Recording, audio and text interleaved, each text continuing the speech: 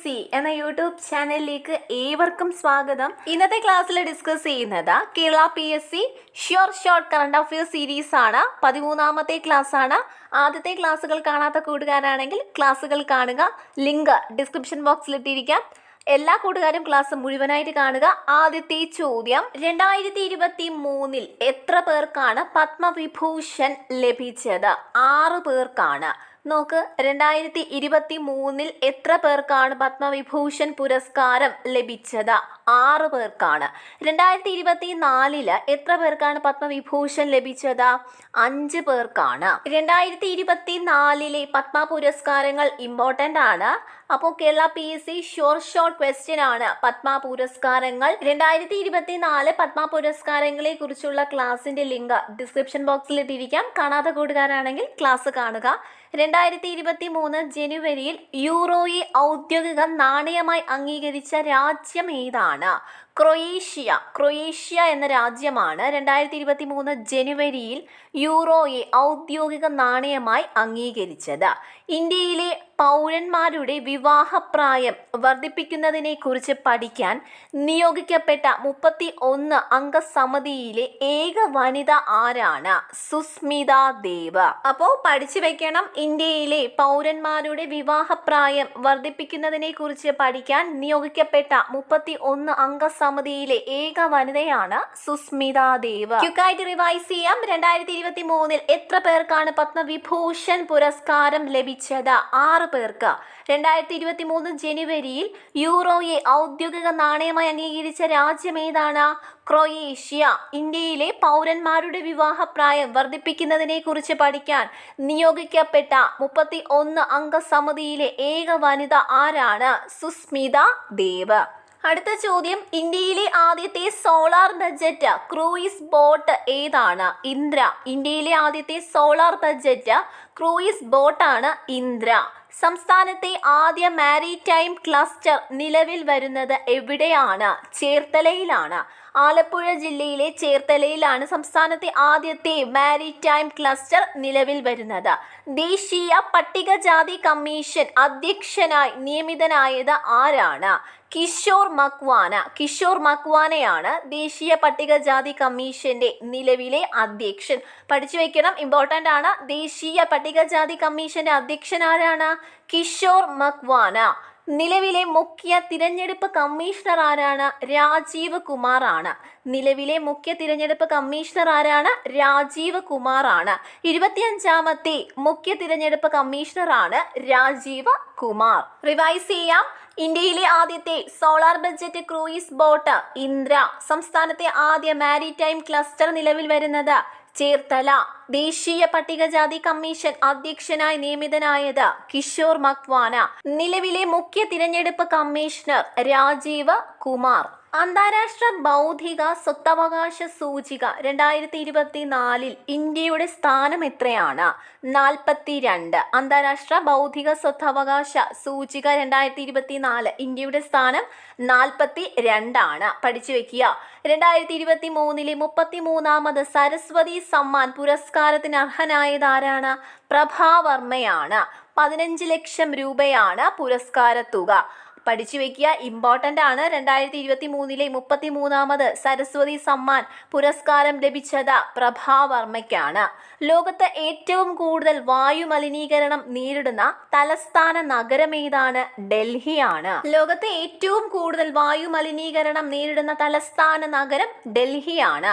കേരളത്തിലെ മഹാത്മാഗാന്ധി ദേശീയ ഗ്രാമീണ തൊഴിലുറപ്പ് പദ്ധതിയുടെ പുതുക്കിയ വേതനം എത്ര രൂപയാണ്? 346 രൂപയാണ്. പഠിച്ചു വയ്ക്കുക, ഷോർട്ട് ക്വസ്റ്റ്യൻ ആണ്. കേരളത്തിലെ മഹാത്മാഗാന്ധി ദേശീയ ഗ്രാമീണ തൊഴിലുറപ്പ് പദ്ധതിയുടെ പുതുക്കിയ വേതനം 346 രൂപ. അപ്പോൾ പഠിച്ചു വയ്ക്കുക. അന്താരാഷ്ട്ര ബൗദ്ധിക സ്വത്തവകാശ സൂചിക 2024 ഇന്ത്യയുടെ സ്ഥാനം 42. 2023 33ാമത് സരസ്വതി സമ്മാൻ പുരസ്കാരത്തിന് അർഹനായത് പ്രഭാവർമ്മ. ലോകത്ത് ഏറ്റവും കൂടുതൽ വായുമലിനീകരണം നേരിടുന്ന തലസ്ഥാന നഗരം ഡൽഹി. കേരളത്തിലെ മഹാത്മാഗാന്ധി ദേശീയ ഗ്രാമീണ തൊഴിലുറപ്പ് പദ്ധതിയുടെ പുതുക്കിയ വേതനം 346 രൂപ. അടുത്ത ചോദ്യം, 2024 അന്താരാഷ്ട്ര സർഫിംഗ് ഫെസ്റ്റിവലിന് വേദിയാകുന്നത് വർക്കല. തിരുവനന്തപുരം ജില്ലയിലെ വർക്കലയിലാണ് 2024 അന്താരാഷ്ട്ര സർഫിംഗ് ഫെസ്റ്റിവൽ നടക്കുന്നത്. 2024 ലോക വനദിന പ്രമേയം എന്താണ്? Forest and innovation, new solutions for A better world എന്നാണ്. 2024 ലോക വനദിനം എന്നായിരുന്നു? മാർച്ച് 21-നാണ്. എല്ലാ വർഷവും മാർച്ച് മാസം 21-നാണ് ലോക വനദിനം ആചരിക്കുന്നത്. 2024 ലോക വനദിനത്തിന്റെ പ്രമേയം എന്താണ്? Forest and innovation, new solutions for A better world എന്നാണ്. 2023 പ്രഥമ നിയമസഭാ ലൈബ്രറി പുരസ്കാരത്തിന് അർഹനായതാരാണ്? ടി പത്മനാഭനാണ്. 2023 പ്രഥമ നിയമസഭാ ലൈബ്രറി പുരസ്കാരം ലഭിച്ചത് ടി പത്മനാഭനാണ്. കേരളത്തിലെ ആദ്യ ശിശു സൗഹൃദ പോക്സോ കോടതി നിലവിൽ വന്നത് എവിടെയാണ്? എറണാകുളം ജില്ലയിലാണ്. എറണാകുളത്താണ് കേരളത്തിലെ ആദ്യ ശിശു സൗഹൃദ പോക്സോ കോടതി നിലവിൽ വന്നത്. ക്വിക്കായിട്ട് റിവൈസ് ചെയ്യാം. 2024 അന്താരാഷ്ട്ര സർഫിംഗ് ഫെസ്റ്റിവലിന്റെ വേദി തിരുവനന്തപുരം ജില്ലയിലെ വർക്കല. 2024 ലോക വനദിനത്തിന്റെ പ്രമേയം forest and innovation, new solutions for A better world. 2023 പ്രഥമ നിയമസഭാ ലൈബ്രറി പുരസ്കാരത്തിന് അർഹനായത് ടി പത്മനാഭൻ. കേരളത്തിലെ ആദ്യ ശിശു സൗഹൃദ പോക്സോ കോടതി നിലവിൽ വന്നത് എറണാകുളം. കേരളത്തിൽ 5G നിലവിൽ വന്ന ആദ്യ നഗരം കൊച്ചി. കൊച്ചിയിലാണ് കേരളത്തിൽ ആദ്യമായിട്ട് 5G നിലവിൽ വന്നത്. 2022 JCB പുരസ്കാരം ലഭിച്ച പ്രശസ്ത ഉറുദു സാഹിത്യകാരൻ ആരാണ്? ഖാലിദ് ജാവേദ്. 2022 JCB പുരസ്കാരം ലഭിച്ച പ്രശസ്ത ഉറുദു സാഹിത്യകാരനാണ് ഖാലിദ് ജാവേദ്. കേരളത്തിലെ ആദ്യ കാർബൺ ന്യൂട്രൽ ഫാം ആരംഭിച്ചത് ആലുവ. കേരളത്തിലെ ആദ്യത്തെ കാർബൺ ന്യൂട്രൽ ഫാം എവിടെയാണ്? ആലുവയിലാണ്. 2023 നടന്ന G20 ഉച്ചകോടിക്ക് അധ്യക്ഷത വഹിച്ച രാജ്യം ഇന്ത്യ. ഇന്ത്യയിൽ വെച്ചിട്ടാണ് 2023 G20 ഉച്ചകോടി നടന്നത്.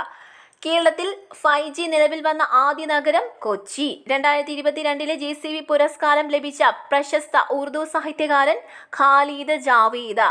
കേരളത്തിലെ ആദ്യത്തെ കാർബൺ ന്യൂട്രൽ ഫാം ആരംഭിച്ചത് ആലുവയിലാണ്. 2023 നടന്ന 18ാമത് G20 ഉച്ചകോടിക്ക് അധ്യക്ഷത വഹിച്ച രാജ്യം ഇന്ത്യ. 2023 അന്താരാഷ്ട്ര യോഗ ദിനത്തിന്റെ വേദി ജബൽപൂർ. 2023 അന്താരാഷ്ട്ര യോഗ ദിനത്തിന്റെ വേദി ജബൽപൂർ ആണ്.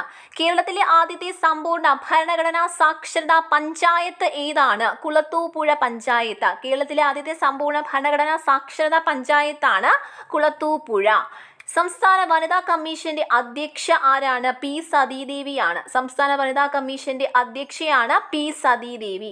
നബാർഡിന്റെ പുതിയ ചെയർമാൻ KV ഷാജി. KV ഷാജിയാണ് നബാർഡിന്റെ പുതിയ ചെയർമാൻ. അപ്പോൾ പഠിച്ചു വെക്കുക. 2023 അന്താരാഷ്ട്ര യോഗ ദിനത്തിന്റെ വേദി ജബൽപൂർ. കേരളത്തിലെ ആദ്യത്തെ സമ്പൂർണ്ണ ഭരണഘടനാ സാക്ഷരതാ പഞ്ചായത്ത് കുളത്തൂപ്പുഴ. സംസ്ഥാന വനിതാ കമ്മീഷന്റെ അധ്യക്ഷ പി സതീദേവി. നബാർഡിന്റെ പുതിയ ചെയർമാൻ KV ഷാജി. കുഷ്ഠരോഗം നിർമ്മാർജ്ജന രംഗത്ത് സുസ്ഥിര വികസനം ലക്ഷ്യമിട്ട് സ്കൂളുകൾ കേന്ദ്രീകരിച്ച് സംസ്ഥാന ആരോഗ്യ വകുപ്പ് നടപ്പിലാക്കുന്ന പദ്ധതി ബാലമിത്ര. ബാലമിത്ര എന്ന പദ്ധതി ഏത് രോഗവുമായി ബന്ധപ്പെട്ടിരിക്കുന്നു? കുഷ്ഠരോഗം. കുഷ്ഠരോഗം നിർമ്മാർജ്ജന രംഗത്ത് സുസ്ഥിര വികസനം ലക്ഷ്യമിട്ട് സ്കൂളുകൾ കേന്ദ്രീകരിച്ച് സംസ്ഥാന ആരോഗ്യ വകുപ്പ് നടപ്പിലാക്കുന്ന പദ്ധതിയാണ് ബാലമിത്ര. തുടർച്ചയായി കൂടുതൽ കാലം കേരളം ഭരിച്ച മുഖ്യമന്ത്രി എന്ന റെക്കോർഡിന് 2022 നവംബറിൽ അർഹനായത് ആരാണ്? പിണറായി വിജയൻ. തുടർച്ചയായി കൂടുതൽ കാലം കേരളം ഭരിച്ച മുഖ്യമന്ത്രി എന്ന റെക്കോർഡിന് 2022 നവംബറിൽ അർഹനായത് പിണറായി വിജയനാണ്. ഇതിനു മുൻപ് ഏത് മുഖ്യമന്ത്രിയുടെ പേരിലായിരുന്നു ആ റെക്കോർഡ് എന്നുള്ളത് അറിയാവുന്ന കൂട്ടുകാർ കമന്റ് ചെയ്യാം. അപ്പോൾ പഠിച്ചു വെക്കുക. തുടർച്ചയായി കൂടുതൽ കാലം കേരളം ഭരിച്ച മുഖ്യമന്ത്രി എന്ന റെക്കോർഡിന് 2022 നവംബറിൽ അർഹനായത് പിണറായി വിജയനാണ്. കുഷ്ഠരോഗം നിർമ്മാർജ്ജന രംഗത്ത് സുസ്ഥിര വികസനം ലക്ഷ്യമിട്ട് സ്കൂളുകൾ കേന്ദ്രീകരിച്ച് സംസ്ഥാന ആരോഗ്യ വകുപ്പ് നടപ്പിലാക്കുന്ന പദ്ധതിയാണ് ബാലമിത്ര. തുടർച്ചയായി കൂടുതൽ കാലം കേരളം ഭരിച്ച മുഖ്യമന്ത്രി എന്ന റെക്കോർഡിന് 2022 നവംബറിൽ അർഹനായത് പിണറായി വിജയനാണ്. ഇന്നത്തെ ക്ലാസ്സിൽ ഡിസ്കസ് ചെയ്ത 25 ചോദ്യങ്ങളും പ്രധാനപ്പെട്ട ചോദ്യങ്ങളാണ്. വരുന്ന PSC പരീക്ഷയ്ക്ക് ഇതിൽ നിന്ന് ചോദ്യങ്ങൾ പ്രതീക്ഷിക്കാം. ആദ്യമായിട്ട് ചാനൽ കാണുന്ന കൂട്ടുകാരാണെങ്കിൽ സബ്സ്ക്രൈബ് ചെയ്യുക. കണ്ടിന്യൂസ് ആയിട്ട് ഫ്രീ ക്ലാസ്സസ് ലഭിക്കുന്നതായിരിക്കും. കൂടുതൽ ക്ലാസ്സസിനായിട്ട് പ്ലേലിസ്റ്റ് നോക്കിയാൽ മതി. ഇന്നത്തെ ക്ലാസ് കൂട്ടുകാർക്ക് ഇഷ്ടപ്പെട്ടെങ്കിൽ ലൈക്ക് ചെയ്യുക, ഷെയർ ചെയ്യുക, നിങ്ങളുടെ അഭിപ്രായങ്ങൾ കൂടി കമൻറ്റ് ചെയ്യുക. അടുത്ത ക്ലാസ്സിൽ പുതിയൊരു ടോപ്പിക്കുമായി കാണാം. Thank you.